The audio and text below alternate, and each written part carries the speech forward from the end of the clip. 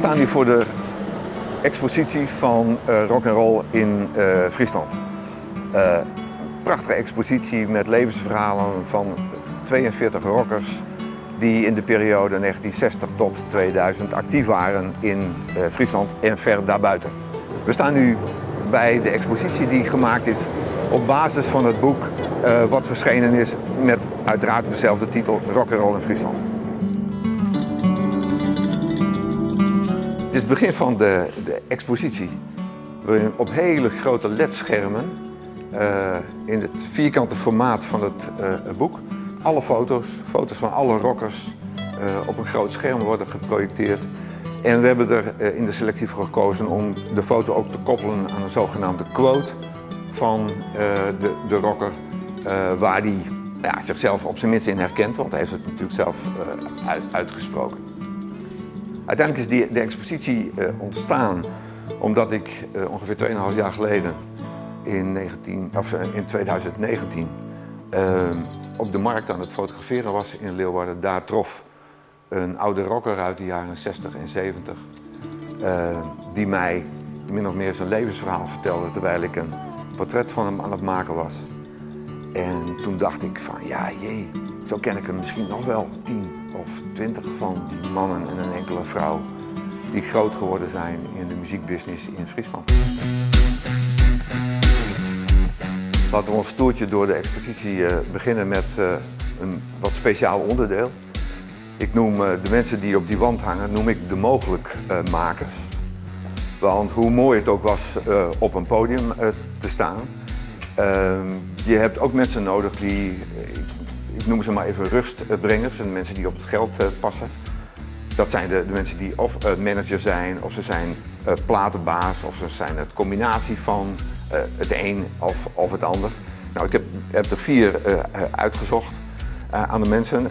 Bouke Algra is misschien bij de meeste mensen nog wel bekend, want die is zo groot dat hij ook in de wereld bekend is. Die gaat met Joe Cocker is hij Europa door geweest en met B.B. King en allerlei andere mensen. Maar hij is begonnen in Friesland door gewoon Friese bandjes te boeken en die even weg te zetten bij de diverse dancings in de buurt.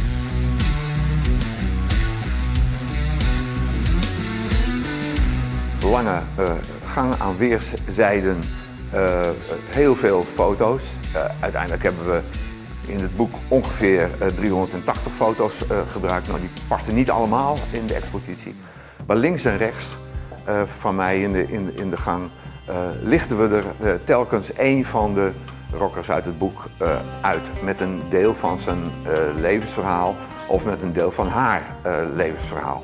En alle mensen waren bereid hun verhaal te vertellen aan de interviewers en waren ook bereid uiteraard zich te laten fotograferen, in mijn optiek door de beste fotografen van Friesland. En links en rechts in deze gang komen de grote portretfoto's, maar aan de linkerwand hebben wij heel veel foto's die je zou kunnen zeggen privé-kiekjes zijn soms van rockers die op jonge leeftijd al zijn begonnen of die simpelweg met hun familie op de foto staan. Want denk maar, we hebben een groep, die noemen we de Indo-rockers.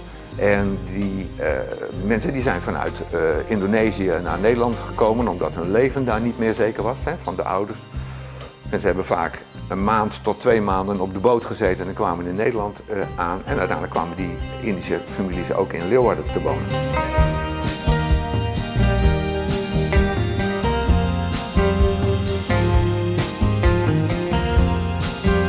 Als we op de jaren 90 er ook even iemand uit lichten, kleurrijk, dat is Joris Maus. Joris Maus is de frontman van Luie Hond. Een succesvolle reggae-band met overigens wel een mooi verhaal. Want zij maakten ook nog wel eens wat country-achtige reggae, noem ik het maar eventjes. En hij had bedacht dat het toch wel heel erg mooi was om een duet op te nemen met Ilse de Lange. Dus toen Ilse hier in Leeuwarden kwam spelen, toen heeft hij haar een bandje toegestopt. En de volgende dag kreeg hij al een telefoontje met de simpele vraag: we willen graag dat jullie in ons voorprogramma door heel Nederland komen te spelen. Mooi verhaal, denk ik. Het meest bekende nummer, mensen die begaan waren met de jaren 90 in de muziek. Een van de nummers die de hitparade ook heeft gehaald was het nummer Poes in de Playboy. Je moet zelf maar even opzoeken wat dat nou precies betekent. Maar de band was er zeer succesvol mee in ieder geval. We lopen nu door de corridor naar het achterste gedeelte van de expositie. Ook hier weer een prachtige grote LED-scherm waar alles wat maar mooi en goed was in die tijd nog eens een keer op 2 bij 2 meter voorbij komt. Hier zien we ook een hele mooie bandopstelling met allerlei vintage apparatuur. Dit is voor liefhebbers echt smullen. Er staat niet voor niks een rood lijntje omheen, want de ervaring leert wel eens dat echte liefhebbers al heel erg blij zouden zijn met een klein labeltje van Marshall of iets anders en dat willen we natuurlijk niet. Maar dit is een beetje kroon op het werk, zeg maar. Dit is vintage en dit hoort ook echt bij de tijd waar we het over hebben. Ja, we komen nu bij de wand rock in de memetaal. Eigenlijk is dat mooi dat wij zo'n eigen taal hebben, dat wij in onze eigen taal ook gewoon rockmuziek kunnen maken. En is dat nu zo bijzonder? Ja, dat is toch wel bijzonder. Zeker bands waren gewend om in het Engels of misschien wel in het Nederlands te zingen. Maar we hadden er gelukkig ook een aantal mensen bij die zeggen, ja, mijn memetaal is Friesk. Dus ik wil het eerst maar zongen en schreeuwen in mijn eigen taal. En dat hebben ze gedaan.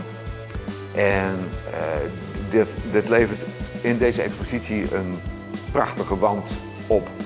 Van de punkrocker Foppeland tot Pieter Wilkens en Mirjam Timmer en Marius de Boer en Peter Sijbinga. En dan hebben we een prachtige kaleidoscoop van mensen die bewezen hebben dat je ook heel goed rock in de memetaal kunt maken. Het hele project is opgezet rondom de levensverhalen van de rockers. Dus het gaat niet alleen maar over hun tijd op het podium, maar het gaat ook over waar ben je geboren, hoe ben je opgegroeid, wat is er van je geworden toen je het podium hebt verlaten. Misschien wel het meest in het oog springend is Mirjam Timmer met een hele bijzondere foto aanwezig op deze expositie. Die wij kennen als dat vriendelijke verlegen meisje die Webisto zingt. Maar daar zit een enorme tragiek achter.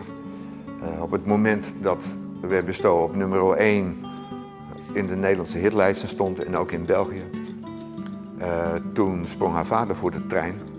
En dat doet iets met een mens en dus ook met haar. En dat betekent dat haar carrière toch misschien een iets andere wending heeft gekregen. En dat haar persoonlijke omstandigheden toch echt heel anders zijn dan van een jonge vrouw van in de 30.